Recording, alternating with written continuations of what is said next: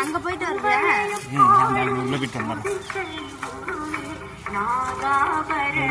இப்பதான் அந்த குதிரை வந்து இப்பதான் ரெடியா இருக்கு பாருங்க. இப்பதான் கட்டி முடிச்சிருக்காங்க அந்த குதிரை. அடுத்து இந்த குதிரை கட்டி ஸ்டார்ட் பண்ணிருக்காங்க பாருங்க. இந்த குதிரையும் இது பண்ணிருக்காங்க இவரு. அங்க போய் நில்லு.